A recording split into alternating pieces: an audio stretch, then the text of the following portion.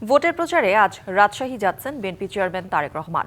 দুপুরে রাজশাহীর মাদ্রাসা মাঠে নির্বাচনী জনসভায় অংশ নেবেন। একই দিন জনসভা করবেন নওগাঁ ও বগুড়ায়। বিএনপি প্রধানকে বরণ করতে প্রস্তুত ৩ জেলার নেতাকর্মীরা। তাকে দেখার জন্য সকাল থেকে সমাবেশ ময়দানে ভিড় করছেন অনেকে। রাজশাহী বিএনপি নেতারা বলছেন, এই জনসভা রূপ নেবে জনসমুদ্রে। রাজশাহীর জনসভা শেষে নওগাঁয় যাবেন তারেক রহমান। শহরের এটিএম মাঠে নির্বাচনী জনসভায় বক্তব্য দেবেন তিনি। দলের শীর্ষ নেতাকে এক নজর দেখতে মুখিয়ে আছেন নেতাকর্মী সহ সাধারণ মানুষ।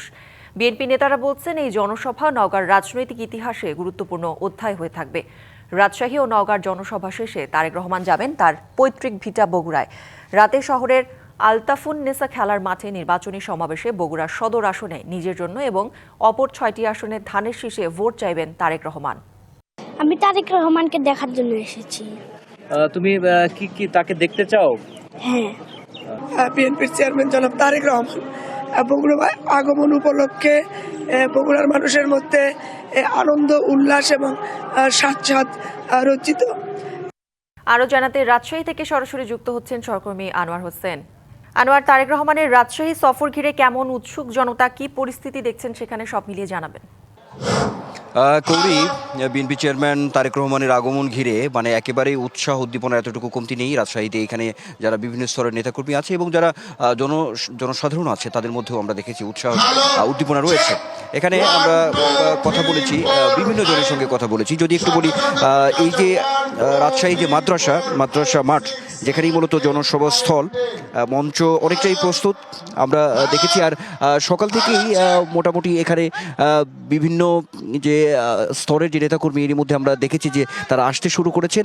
মঞ্চের কাজ কিন্তু একেবারেই পুরোপুরি প্রস্তুত, অর্থাৎ সমাবেশ স্থল পুরোপুরি এখন একরকম প্রস্তুতির জায়গা প্রায় শেষ হয়েছে। এখন শুধু অপেক্ষার পালা। নিশ্চয়ই জানেন আপনি খবরে যেটা বলছিলেন, সেই জায়গা থেকে যদি বলি যে বিএনপি চেয়ারম্যান তারেক রহমান আজকে এই রাজশাহীতে 12:25 অর্থাৎ 12:30 নাগাদ তিনি এখানে বিমানযোগে এসে নামবেন। তারপরে হচ্ছে শাহ মাখদুম রহমতুল্লাহ এর মাজার জিয়ারত করবেন এবং বেলা 2টা নাগাদ তিনি সমাবেশস্থলে আসবেন, এমন একটি তথ্য আছে। আর আপনি নিশ্চয়ই জানেন যে এই সমাবেশটি শেষ করে তার নওগাঁয় জনসমাবেশ রয়েছে।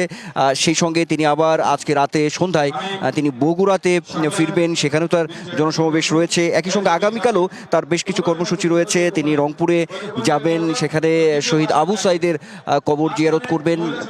বিদেশ থেকে দেশে রেমিটেন্সের টাকা আসে নিরাপদে। তাই আজই আপনার আপনজনকে বলে রাখুন, রেমিটেন্সের টাকা যেন শুধু নগদেই পাঠায়। তারপরে রংপুরে তার জনসমাবেশ আছে। অর্থাৎ এই 2 দিনে কিন্তু তার যে এক নির্বাচনী জনসভা, এই জনসভার মধ্যেই বিএনপি চেয়ারম্যান তারেক রহমান ব্যস্ততার মধ্যেই আসলে কাটবে, এমনটা কিন্তু আমরা বলতেই পারি। তো সব মিলিয়ে যেটি বলা, আসলে মূলত যে রাজশাহীতে তিনি আসছেন, আর রাজশাহী যে জেলা, এখানে 6টি সংসদীয় আসন এবং রাজশাহী, চাঁপাইনবাবগঞ্জ, নাটোর, এখানে 13টি সংসদীয় আসন রয়েছে। সব মিলিয়ে রাজশাহী বিভাগে 39টি সংসদীয় আসন। এখানে যারা মনোনীত বিএনপির তাদেরকেও এই সমাবেশে পরিচয় করে দিবেন বিএনপি চেয়ারম্যান তারেক রহমান। তো যথারীতি তার বক্তব্য শোনার জন্য অধীর অপেক্ষায় আছেন মানুষ, তাকে দেখার জন্য অপেক্ষায় আছেন। নিশ্চয়ই তার আজকে বক্তব্যে নির্বাচনী যে পরিকল্পনা, সেই সঙ্গে নতুন ভিন্ন বার্তা আসবে, এমনটা কিন্তু অনেকেই প্রত্যাশা করছেন। কৌরি, আনোয়ার, ধন্যবাদ আপনাকে।